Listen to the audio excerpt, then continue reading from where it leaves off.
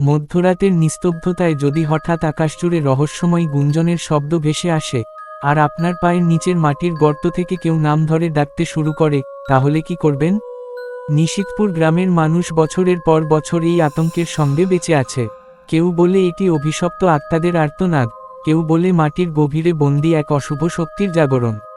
সত্যের খোঁজে এক তরুণ সাংবাদিক যখন এই ভয়ঙ্কর রহস্য উন্মোচনের অভিযানে নামে, তখন শুরু হয় এমন এক অতিপ্রাকৃত বিভীষিকা, যেখানে প্রতিটি পদক্ষেপ মৃত্যুর দিকে এগিয়ে নিয়ে যায়।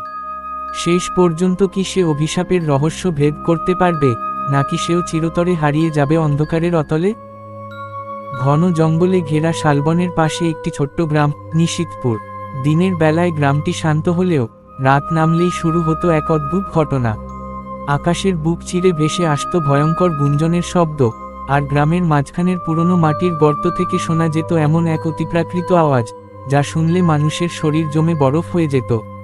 কেউ জানত না সেই শব্দ কোথা থেকে আসে। যারা সত্য জানার চেষ্টা করেছিল, তাদের অনেকেই আর কখনো ফিরে আসেনি। এই গ্রামেরই এক তরুণ সাংবাদিক, অরিন্দম, বহুদিন ধরে এই রহস্যের কথা শুনে এসেছিল। ভূতের গল্পে তার বিশ্বাস ছিল না। সে মনে করত প্রতিটি রহস্যেরই বৈজ্ঞানিক ব্যাখ্যা রয়েছে। তাই এক বর্ষার সন্ধ্যায় ক্যামেরা, ভয়েস রেকর্ডার আর টর্চ নিয়ে সে পৌঁছে গেল নিশিতপুরে। গ্রামের প্রবীণ ব্যক্তি হরিপদ তাকে সাবধান করে বললেন, বাবা, রাত 12টার পরে ওই গর্তের কাছে যেও না। আকাশে গুঞ্জন শুরু হলে মাটির নিচ থেকে যারা ডাকে, তারা আর মানুষ থাকে না। অরিন্দম হেসে বলল, আমি শুধু সত্যিটা জানতে চাই। হরিপদ দীর্ঘশ্বাস ফেললেন। সত্যি কখনো কখনো মৃত্যুর থেকেও ভয়ঙ্কর হয়। সেদিন রাত ঠিক 12টায় আকাশে কালো মেঘ জমে উঠল। বাতাস একেবারে থেমে গেল। হঠাৎ করেই চারদিক কাঁপিয়ে এক অদ্ভুত গুঞ্জনের শব্দ শুরু হলো। মনে হচ্ছিল হাজার হাজার মৌমাছি একসঙ্গে ডানা ঝাপটাচ্ছে, কিন্তু আকাশে কিছুই দেখা যাচ্ছিল না। একই সময়ে গ্রামের পুরনো গর্তের ভেতর থেকে ভেসে এল করুণ কান্না। আমাদের মুক্তি দাও। অরিন্দমের রেকর্ডার শব্দগুলো স্পষ্টভাবে ধরে ফেলল। কিন্তু আশ্চর্যের বিষয়, সে নিজের কানে শুধু অস্পষ্ট গুঞ্জনই শুনছিল। সে টর্চের আলো গর্তের ভেতরে ফেলতেই দেখতে পেল অনেক নিচে যেন কারো দুটো জ্বলন্ত চোখ তাকিয়ে আছে। হঠাৎ পুরো মাটি কেঁপে উঠল। গর্তের ভেতর থেকে ধীরে ধীরে বেরিয়ে এল কঙ্কালসার একটি হাত। অরিন্দমের বুকের ভেতর ধুকপুকানি বেড়ে গেল। সে পিছিয়ে যেতে চাইতেন, অনুভব করল তার পায়ের নিচের মাটি নরম হয়ে যাচ্ছে।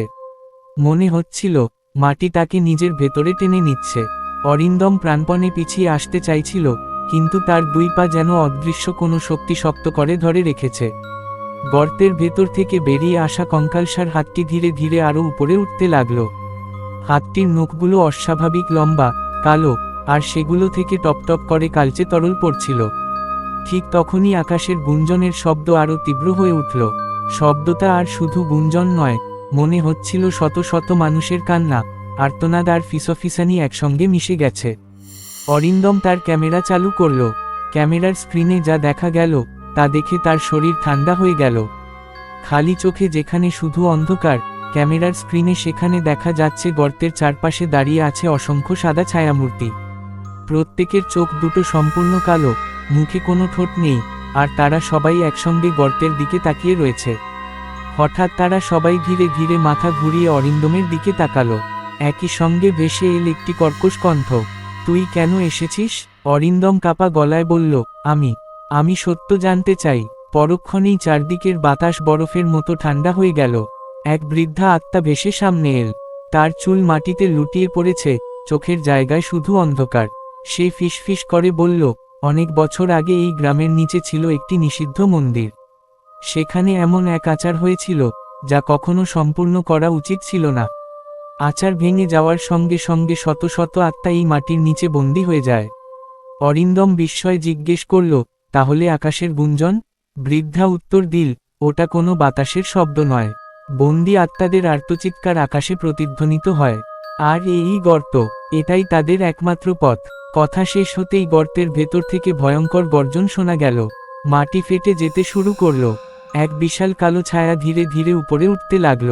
তার শরীর ধোঁয়ার মতো, কিন্তু দুটো লাল চোখ আগুনের মতো জ্বলছে। গ্রামের সব কুকুর একসঙ্গে চিৎকার করে উঠল। আকাশে বিদ্যুৎ চমকাল, আর সেই আলোয় অরিন্দম দেখল কালো ছায়াটির শরীরে অসংখ্য মানুষের মুখ আটকে আছে। তারা সবাই একসঙ্গে চিৎকার করছে, পালাও, ওকে জাগিও না। কিন্তু ততক্ষণে অনেক দেরি হয়ে গেছে। কালো ছায়াটি ধীরে ধীরে অরিন্দমের দিকে হাত বাড়াল। কালো ছায়াটি অরিন্দমের দিকে হাত বাড়াতেই তার চারপাশের বাতাস ভারী হয়ে উঠল। মনে হচ্ছিল কেউ তার বুকের ওপর বিশাল পাথর চাপিয়ে দিয়েছে। সে দৌড়াতে চাইল, কিন্তু শরীর যেন আর তার কথা শুনছে না।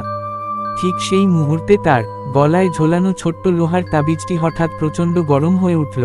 তাবিজটি তাকে দিয়েছিলেন হরিপদ। বিদায়ের সময় তিনি বলেছিলেন, যদি আকাশের গুঞ্জন হঠাৎ থেমে যায়, বুঝবে ওরা এসে গেছে। তখন এই তাবিজ শক্ত করে ধরে রাখবে। অরিন্দম কাঁপতে কাঁপতে তাবিজটি মুঠোয় চেপে ধরল। সঙ্গে সঙ্গে কালো ছায়াটি যন্ত্রণায় বিকট চিৎকার করে কয়েক কদম পিছিয়ে গেল। তারপর গর্তের ভেতর থেকে একের পর এক আত্মা বেরিয়ে আসতে লাগল। কিন্তু তারা আগের মতো ভয়ঙ্কর ছিল না। তাদের চোখে ছিল অসীম কষ্ট।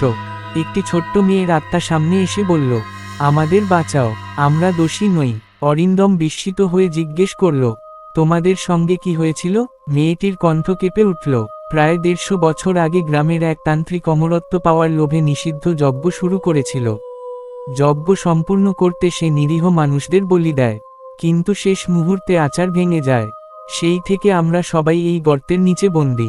আর যে কালো ছায়াকে দেখছ, সে সেই তান্ত্রিকের অভিশপ্ত আত্মা। হঠাৎ আবার আকাশ কেঁপে উঠল। এইবার গুঞ্জনের সঙ্গে শোনা গেল হাজারো ডানার ঝাপটানোর শব্দ। অরিন্দম মাথা তুলে তাকিয়ে দেখল, কালো মেঘের ভেতর অসংখ্য ছায়াময় পাখির মতো প্রাণী চক্কর কাটছে। কিন্তু বিদ্যুতের আলো পড়তেই বোঝা গেল, ওগুলো পাখি নয়। প্রত্যেকটির মুখ মানুষের। তাদের ফাঁকা চোখ থেকে কালো ধোঁয়া বেরোচ্ছে। একসঙ্গে তারা নিচের দিকে ঝাঁপিয়ে পড়তে শুরু করল। ঠিক তখনই হরিপদ লাঠি হাতে দৌড়ে এসে চিৎকার করলেন, অরিন্দম, গর্তের উত্তর পাশে একটা পাথরের দরজা আছে। ওটাই এই অভিশাপের আসল উৎস। ওটা বন্ধ করতে পারলে আত্মাগুলো মুক্তি পাবে। অরিন্দম টর্চের আলো ফেলতেই দেখতে পেল, ঝোপের আড়ালে সত্যিই একটি প্রাচীন পাথরের দরজা। দরজা জুড়ে অদ্ভুত সব প্রতীক খোদাই করা। কিন্তু দরজার সামনে দাঁড়িয়ে আছে সেই কালো ছায়া। সে ধীরে ধীরে হেসে উঠল। তার হাসির শব্দে চারপাশের সব গাছ কেঁপে উঠল। তারপর সে বলল, 150 বছর ধরে কেউ আমাকে থামাতে পারেনি, আজও পারবে না। এবার তুমিও আমার সঙ্গে এই মাটির নিচে বন্দী হয়ে থাকবে, চিরকালের জন্য। কালো ছায়াটি এক ঝটকায় অরিন্দমের দিকে ঝাঁপিয়ে পড়ল। কালো ছায়াটি বজ্রপাতের গতিতে অরিন্দমের দিকে ঝাঁপিয়ে পড়ল। ঠিক সেই মুহূর্তে আকাশে প্রচণ্ড বিদ্যুৎ চমকাল। 1 সেকেন্ডের জন্য চারপাশ আলোকিত হয়ে উঠতেই অরিন্দম দেখতে পেল, ছায়াটির শরীর আসলে হাজার হাজার বন্দি আত্মার মুখ দিয়ে তৈরি। প্রতিটি মুখ যন্ত্রণায় বিকৃত, আর সবাই যেন তাকে কিছু বলতে চাইছে। হরিপদ চিৎকার করে উঠলেন, ওর চোখের দিকে তাকাস না, ও তো